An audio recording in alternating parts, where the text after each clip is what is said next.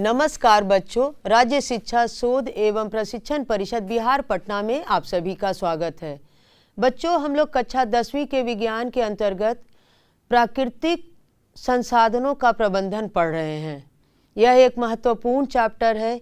इसमें कई विषयों को हम लोगों ने देखा। जल का प्रबंधन, वन का प्रबंधन कैसे कर सकते हैं, कैसे बचा सकते हैं। अभी पिछली कक्षा में हम लोगों ने जल के प्रबंधन में देखा बांध कैसे लाभकारी हैं और हानिकारक भी हैं। इससे छुटकारा पाने के लिए हम लोग और क्या छोटी नीतियां अपना सकते हैं। तो स्थानीय जल संरक्षण के तरीकों को भी हम लोगों ने पढ़ा।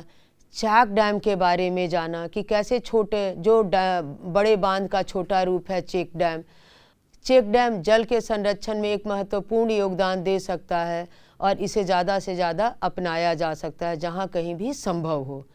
बच्चों, चलते हैं अब जल संरक्षण से जुड़े हुए कुछ अन्य महत्वपूर्ण विषयों को भी देखते हैं और आगे चलते हैं।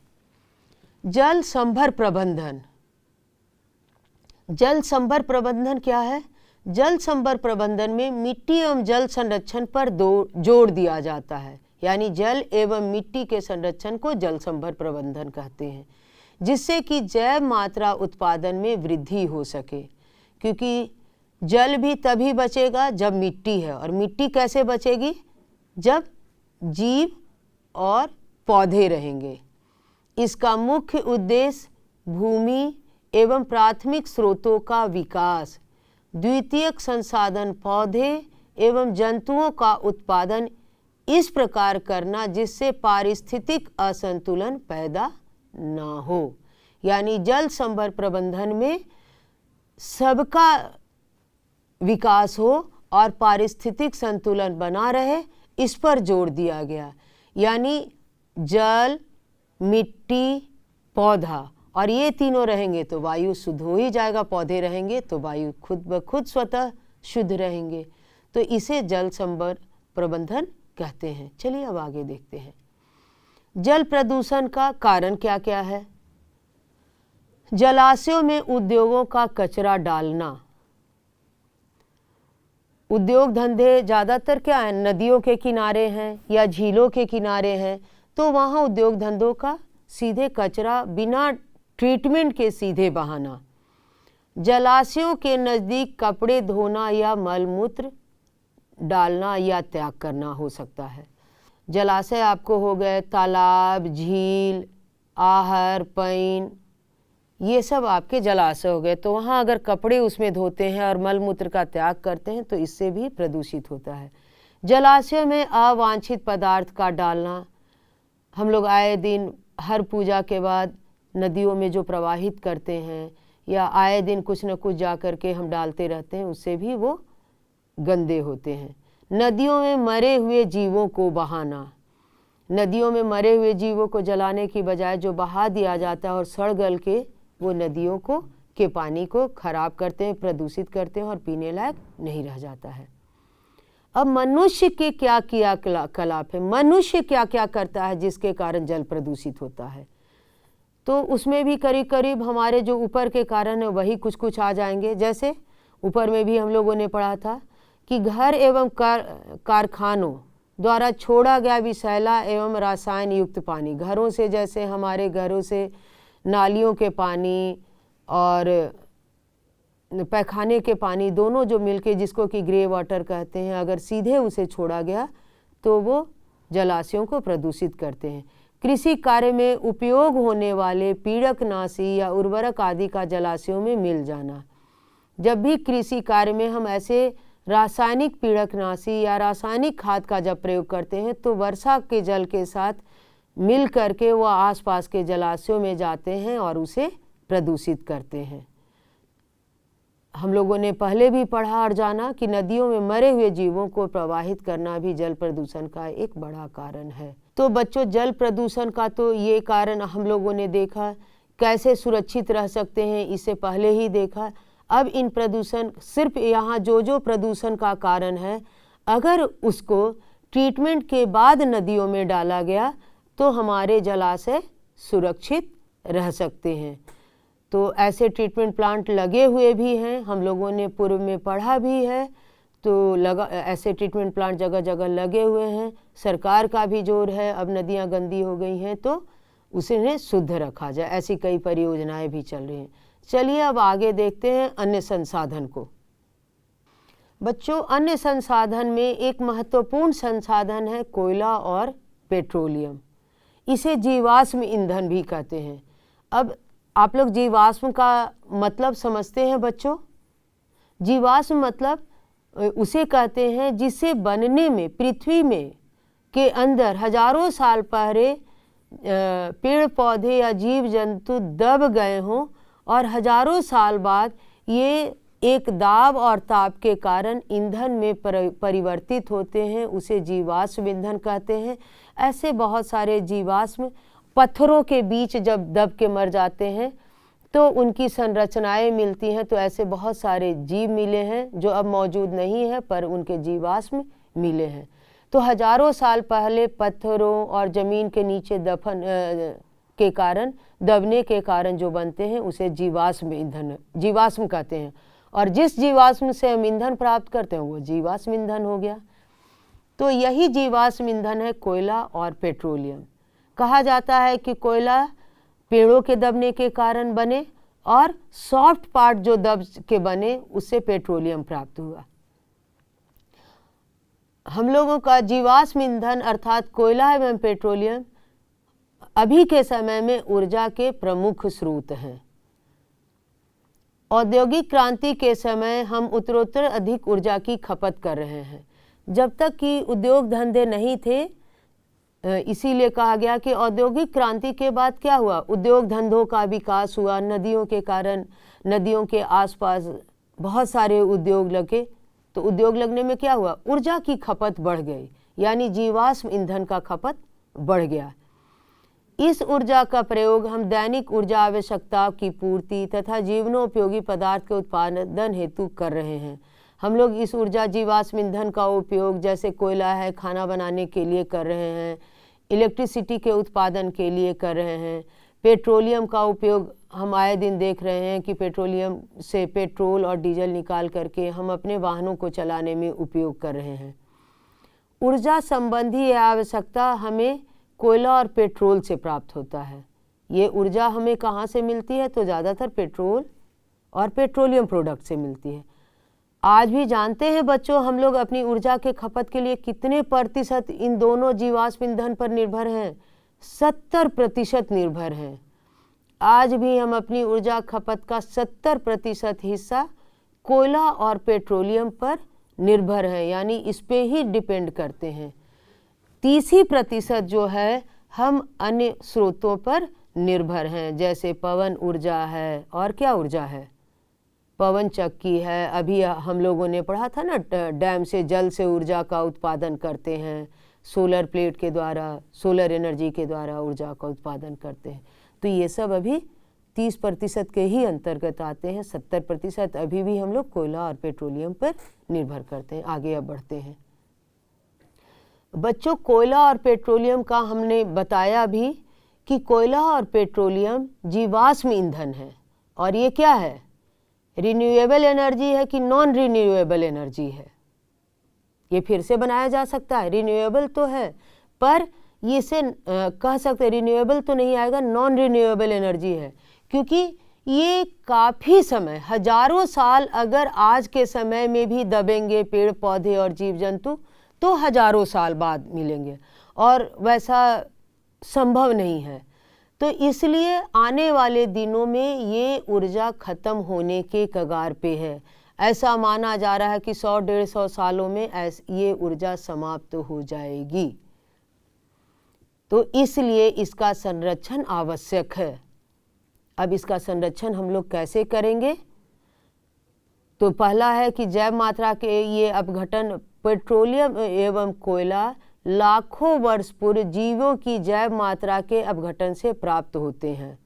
अतः चाहे हम जितनी भी सावधानी से इनका उपयोग करें, फिर भी यह स्रोत भविष्य में समाप्त हो जाएंगे। अतः तब हमें ऊर्जा के विकल्पी स्रोतों की खोज करने की आवश्यकता होगी। तो हमें ऊर्जा के वैकल्पिक स्रोत खोजने ही होंगे। और सरकार ही नहीं, कह सकते हैं भारत ही नहीं, पूरा विश्व ही वैकल्पिक खोज में लगा भी हुआ है और धीरे धीरे हम वैकल्पिक खोज की ओर मुड़ भी रहे हैं। जैसे सबसे फ्री में है हमारे पास सोलर एनर्जी, जिसका पौधे सिर्फ 1% हम लोगों ने पढ़ा है कि सनलाइट को केमिकल एनर्जी में कन्वर्ट करता है, 1% ही पौधे एब्जॉर्ब करते हैं, यानी 99% सोलर एनर्जी लौट कर चली जाती है। तो एक बड़ा स्रोत है। इस ऊर्जा का अगर पूरा विश्व जितना ज़्यादा उपयोग करेगा उतना ही ज़्यादा हम लोग जीवाश्म ईंधन को बचा पाएंगे, सुरक्षित रह पाएंगे। दूसरा अल्टरनेट एनर्जी के रूप में है, ये कहीं कहीं उपयोग हो सकता है, जैसे पवन चक्की के द्वारा ऊर्जा उत्पन्न की जा रही है, पानी के द्वारा ऊर्जा उत्पन्न की जा रही है। तो ऐसे वैकल्पिक स्रोतों को ढूंढना होगा और उसका ज़्यादा से ज़्यादा उपयोग जो कम है उसे और द्विगुणित और चारगुनी करनी होगी। जीवाश्मी ईंधन एक तो बच्चों ख़त्म होने के कगार पे हैं ही, साथ साथ इनके उपयोग से होने वाली हानियाँ भी हैं। तो हानियों को देखते हुए भी इनका उपयोग कम करना पड़ेगा। चलिए देखते हैं कि इनसे हानि क्या क्या है। तो सबसे पहला है वायु प्रदूषण। कोयला एवं पेट्रोलियम जैव मात्रा से बने हुए हैं। जैव मात्रा यानी कार्बन, जिनमें कार्बन के अतिरिक्त और क्या रहता है, हाइड्रोजन, नाइट्रोजन, सल्फर भी होते हैं। जब इन्हें जलाया जाता है तो कार्बन डाइऑक्साइड, जल, नाइट्रोजन के ऑक्साइड तथा सल्फर के ऑक्साइड बनते हैं। कार्बन डाइऑक्साइड की मात्रा बढ़ने से डे बाय डे परेशानी बढ़ रही है। पृथ्वी का तापमान लगातार बढ़ रहा है, साथ साथ वातावरण में कार्बन डाइऑक्साइड की मात्रा अधिक होने से ऑक्सीजन की मात्रा घट रही है, तो श्वसन की समस्याएं हो रही है। तो जीवाश्म ईंधन के जलने से और खपत से ये परेशानियां आ रही हैं। और आगे देखते हैं क्या क्या हानियां हैं। दूसरा है बीमारियां। जीवाश्म ईंधन अगर कम वायु में, अपर्याप्त वायु में, ऑक्सीजन में जलाने पर कार्बन डाइऑक्साइड के स्थान पर क्या बनता है, कार्बन मोनोऑक्साइड बनते हैं। और कार्बन मोनोऑक्साइड कई गुना हानिकारक है कार्बन डाइऑक्साइड की तुलना में। इन उत्पादों में से नाइट्रोजन एवं सल्फर के ऑक्साइड तथा कार्बन मोनोऑक्साइड क्या हैं, ये विषैली गैसें हैं, जिससे कई प्रकार की श्वसन संबंधी समस्याएं उत्पन्न होती हैं, जैसे खांसी, दमा और अन्य फेफड़े की बीमारियां होती हैं। तो ऐसी कई बीमारियां इनके जलने से होती है। तीसरा जो सबसे महत्वपूर्ण है, वैश्विक उष्मन, जिसको कि हम लोग ग्लोबल वार्मिंग के नाम से भी जानते हैं। तो ये जीवाश्म ईंधन से क्या चल रहा है, हमारी गाड़ियां चल रही हैं। डे बाय डे ये गाड़ियां रोड पे आप देख ही पा रहे हैं कि इसकी संख्या बढ़ती जा रही है। एक घर में जहां एक गाड़ी होती थी आज कई गाड़ियां हैं। तो जितनी ज़्यादा ये भी जीवाश्म ईंधन जलेंगे उतना ही ज़्यादा कार्बन डाइऑक्साइड वातावरण में बढ़ेगा, और कार्बन डाइऑक्साइड की मात्रा बढ़ेगी तो वैश्विक उष्मन यानी ग्लोबल वार्मिंग होगी ही होगी। तो चलिए देखते हैं वैश्विक उष्मन क्या है। कोयला एवं पेट्रोलियम पर विचार करने का एक अन्य दृष्टिकोण यह भी है कि ये कार्बन के विशाल भंडार हैं। यदि इनकी संपूर्ण मात्रा का कार्बन जलाने पर कार्बन डाइऑक्साइड में परिवर्तित हो गया तो वायुमंडल में कार्बन डाइऑक्साइड की मात्रा अत्यधिक हो जाएगी, जिससे तीव्र वैश्विक उष्मन होने की संभावना है। ऐसा माना जाता है कि जितना भी अभी भी संसाधन जो बचे हुए हैं पेट्रोलियम और कोयले के, अगर उनको संपूर्ण को जला दिया जाए तो वायुमंडल में कार्बन डाइऑक्साइड की मात्रा इतनी अधिक हो जाएगी, ग्लोबल वार्मिंग इतना ज़्यादा बढ़ जाएगा कि जीवन ही समाप्त होने के कगार पे आ जाएगा या बचना मुश्किल हो जाएगा। तो ग्लोबल वार्मिंग को ना हो, उसको रोकने के लिए भी जीवाश्म ईंधन का उपयोग कम से कम हो, खपत कम से कम हो, इस पर विचार करना ही होगा और अन्य ऊर्जा के स्रोत की ओर हम लोगों को और पूरा विश्व को मुड़ना ही होगा। आगे देखते हैं कि कोयले और पेट्रोलियम से जुड़े हुए और क्या बातें हैं ऊर्जा से जुड़े हुए। तो ऊर्जा खपत बचाने या कम करने के उपाय क्या क्या हैं, कैसे हम ऊर्जा कम कर सकते हैं, क्या हम अपनी आदतों में ऐसा कुछ ला सकते हैं। तो पहला है सबसे कि बस में यात्रा करें। कहने का मतलब कि पब्लिक ट्रांसपोर्ट का हम ज़्यादा से ज़्यादा इस्तेमाल करें। अपना वाहन प्रयोग में न लाना अथवा पैदल या साइकिल से चलना। तो साइकिल या पैदल चलने से हम स्वस्थ भी रहेंगे, साथ साथ ऊर्जा की खपत को भी कम करेंगे। दूसरा, अपने घरों में CFL बल्ब, नॉर्मल बल्ब की जगह CFL बल्ब, फ्लोरेसेंट ट्यूब का प्रयोग करना। तीसरा, लिफ्ट का प्रयोग कम करना। देखिए, हम रोक तो नहीं सकते, हम इतने बहुमंजिले इमारतें हैं तो हमें चढ़ना तो पड़ेगा ही, उतना लगातार हम चढ़ नहीं सकते हैं, पर प्रयोग कम तो कर सकते हैं।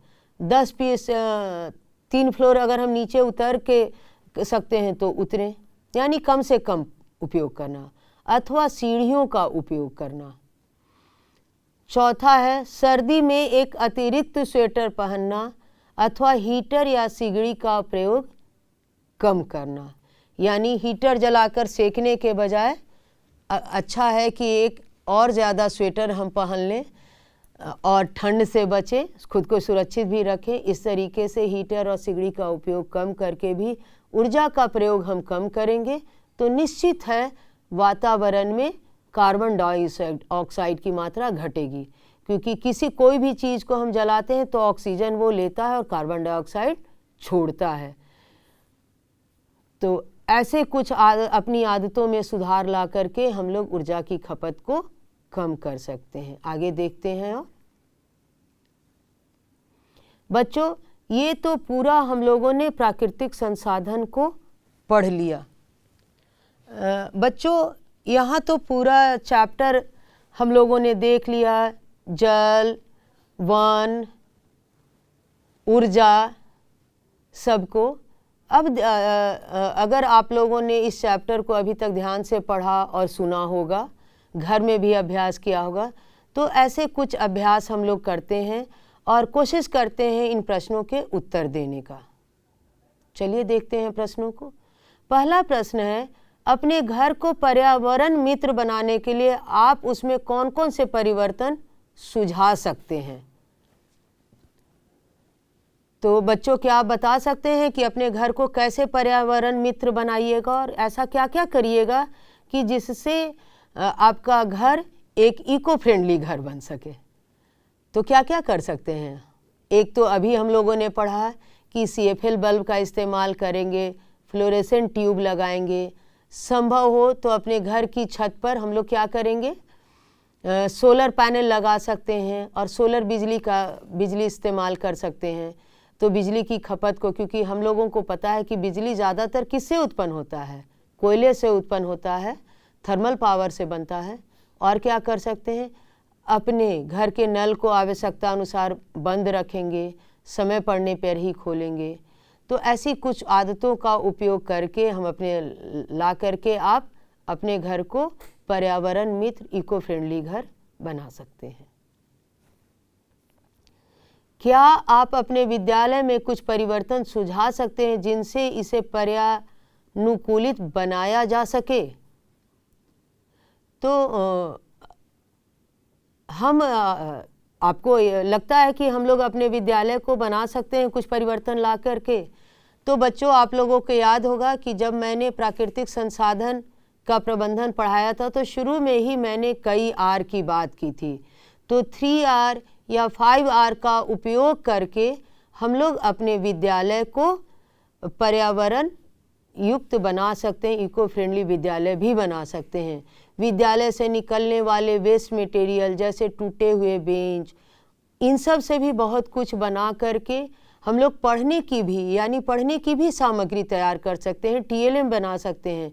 तो विद्यालय के निकलने वाले ऐसे वेस्ट मटेरियल से हम लोग जीवनोपयोगी तो सामान बना ही सकते हैं, अपनी पढ़ाई को भी बेहतर कर सकते हैं।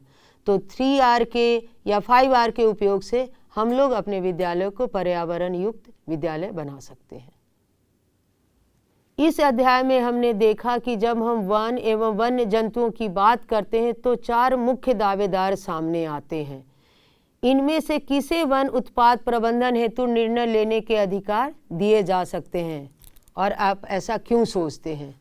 इस अध्याय में 4 मुख्य दावेदार हम लोगों ने देखा। स्थानीय लोग, सरकार एवं वन विभाग, तीसरा और क्या था, जिनका व्यवसाय उन पे निर्भर है, और चौथा था पर्यावरण प्रेमी। बच्चों, मैं समझती हूँ कि इन 4 लोगों की भूमिका अलग अलग और महत्वपूर्ण है। तो ये चारों समुदाय, ये चारों वर्ग अगर मिल करके एक दूसरे से जुड़ करके काम करें तो वन को सुरक्षित रखा जा सकता है। और इसका हम लोगों ने वन सुरक्षा के एग्जाम्पल में भी देखा था कि A.K. बनर्जी ने स्थानीय लोगों के साथ मिलकर काम किया तो वन संरक्षित भी हुआ और मृत से वो वन जीवित हुआ। तो इन चारों को मिलकर के, चारों दावेदार हैं, इनको मिलकर के कार्य करने की आवश्यकता है। अब आगे बढ़ते हैं, अगले प्रश्न को देखते हैं। अगला प्रश्न है बच्चों, अकेले व्यक्ति के रूप में आप निम्न के प्रबंधन में क्या योगदान दे सकते हैं? अब यहाँ कह रहा आप क्या कर सकते हैं। समुदाय तो जो कर रहा है कर ही रहा है, या सरकार जो कर रही है। तो वन एवं वन्य जंतु के लिए आप क्या कर सकते हैं? अब इसमें से पहला है कि वन एवं वन्य जंतु के लिए कैसे कार्य करेंगे। तो कागज़ का उपयोग कम से कम करेंगे, पेंसिल कम से कम खपत करेंगे, आसानी से उसको बर्बाद करेंगे, कागज़ को फाड़ करके नहीं फेंकेंगे। अगर प्रैक्टिस अभ्यास करना है तो स्लेट का, अगर ऐसे का उपयोग है जिसे बार बार मिटा करके हम उपयोग कर सकते हैं अभ्यास के लिए, उस चीज़ का करेंगे। वन के लिए और जानवरों के लिए जो सरकार के द्वारा नियम बनाए गए हैं उस नियमों का पालन करेंगे। तो ऐसे कुछ आदतें उपयोग में लाएंगे तो वन एवं वन्य जंतुओं का संरक्षण कर सकते हैं। अब आता है जल संसाधन। तो बहते हुए जल में जैसे जल है, नदियों, तालाबों, ऐसे जो भी जलाशय हैं उनके आसपास मल मूत्र का त्याग नहीं करेंगे, उसमें कपड़े नहीं धोएंगे, अवांछित पदार्थों को नहीं फेंकेंगे, और जब ज़रूरत पड़े तो बहते हुए टैप वाटर को बंद करेंगे और सीमित उपयोग करेंगे, झरने से नहाने में उपयोग नहीं करेंगे। तो ऐसी छोटी छोटी आदतों को अपनी आदत में शामिल करके जल संसाधन को बचाने में मदद कर सकते हैं और प्रबंधन कर सकते हैं। कोयला एवं पेट्रोलियम। तो कोयला एवं पेट्रोलियम के लिए क्योंकि कोयला का उपयोग इलेक्ट्रिसिटी के भी उत्पादन में किया जाता है, तो कम से कम बिजली की जब ज़रूरत नहीं होगी तो लाइट को स्विच ऑफ कर देंगे। खाना बनाने में जैसे हम लोग गैस का भी, जीवाश्म ईंधन का भी इस्तेमाल करते हैं, तो बार बार खाना को गर्म करने या एक एक चीज़ को बनाने में नहीं इस्तेमाल करेंगे, एक ही साथ बनाएंगे। पेट्रोलियम पदार्थ को हम लोग रोक सकते हैं कि सामूहिक वाहन का इस्तेमाल करेंगे, जहाँ ज़रूरत हो वहाँ पैदल चलेंगे। तो ऐसी कुछ आदतों को अपने आप में शामिल करेंगे तो कोयले और पेट्रोलियम का प्रबंधन कर सकते हैं। 5वां प्रश्न है, अकेले व्यक्ति के रूप में आप विभिन्न प्राकृतिक उत्पादों की खपत कम करने के लिए क्या क्या कर सकते हैं? तो क्या क्या कर सकते हैं बच्चों, आप सोचिए। तो सबसे पहले अनावश्यक पंखे या बिजली के उपकरण को बंद कर देंगे, लिफ्ट की जगह सीढ़ियों से चढ़ेंगे, बल्ब की जगह CFL बल्ब का इस्तेमाल करेंगे, टपकते हुए नल की मरम्मत कराकर सही कर सकते हैं, रेड लाइट पर वाहनों को बंद करके। तो ऐसी जगहों पे ये पेट्रोलियम में भी आएगा और यहाँ भी ये आंसर होगा। यानी अपनी छोटी छोटी आदतों में इन सब चीज़ों को हैबिट में ले आएंगे तो एक बड़ा परिवर्तन होगा। 6ठा प्रश्न है, निम्न से संबंधित ऐसे 5 कार्य लिखिए जो आपने पिछले 1 सप्ताह में किए हैं। ये देखिए बच्चों, बड़ा महत्वपूर्ण क्वेश्चन है और ये आपके आदत से जुड़ा हुआ सवाल क्या है, पिछले 1 सप्ताह में। अगर पिछले 1 सप्ताह में आपने एक कार्य किए हैं तो कहने का मतलब कि आपकी आदत में शामिल है। तो क्या है कि आपने प्राकृतिक संसाधनों का संरक्षण, तो विद्यालय जाने के लिए हमने साइकिल का प्रयोग किया। कागज का तथा लिफाफा को दोबारा प्रयोग किया। अब जैसे दोबारा प्रयोग लिफाफे को कैसे कर सकते हैं, तो लिफाफे को पलट करके सिर्फ हम चिपका देंगे, क्योंकि ऊपर में नाम लिखा होता है, उसको पलट करके चिपका देंगे तो हम दोबारा इस्तेमाल कर सकते हैं। प्लास्टिक की थैली के जगह घर के बने थैले या जूट के थैले का इस्तेमाल, और अपने विद्यालय या अपने आसपास वृक्ष लगा के। दूसरा है, आपने प्राकृतिक संसाधनों पर दबाव को और बढ़ाया है।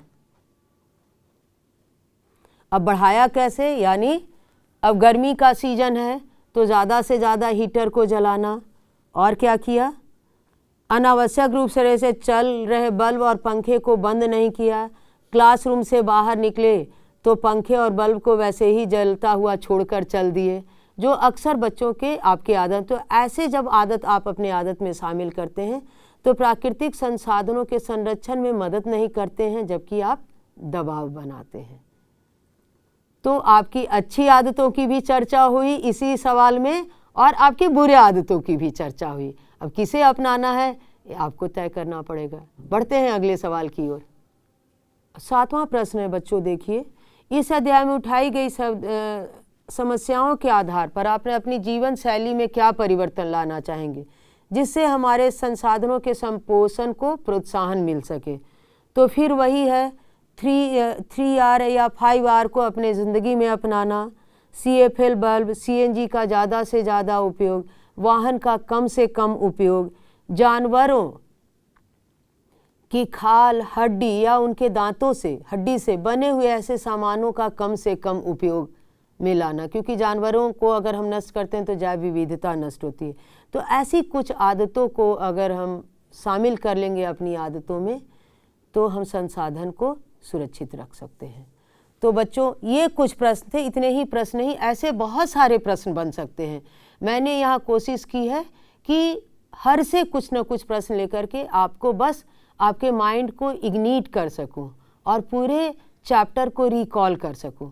आप ऐसे बहुत सारे छोटे बड़े वस्तुनिष्ठ प्रश्न तैयार करें और उसे हल करें। ज़रूरी नहीं हो कि हर प्रश्न को लिखित ही हल करें, आप ओरल प्रैक्टिस भी कर सकते हैं। ओरल प्रैक्टिस से फ़ायदा ये होगा बच्चों कि आप कागज़ को बचाएंगे और साथ साथ आपका स्पीकिंग बेहतर होगा। कुछ प्रश्नों के रिटन प्रैक्टिस कीजिए, जैसा कि मैं पहले भी कहती आई हूँ, और कुछ प्रश्नों के ओरल प्रैक्टिस कीजिए। तो ऑब्जेक्टिव वस्तुनिष्ठ के ओरल प्रैक्टिस कीजिए, दीर्घ उत्तरीय और छोटे प्रश्नों के लिखित अभ्यास कीजिए। दोनों तरह के अभ्यास करते रहिए और इस तरह से अपने पाठ को याद करते रहिए। बच्चों, फिर मिलते हैं अगले दिन अगले पाठ के साथ। तब तक के लिए धन्यवाद।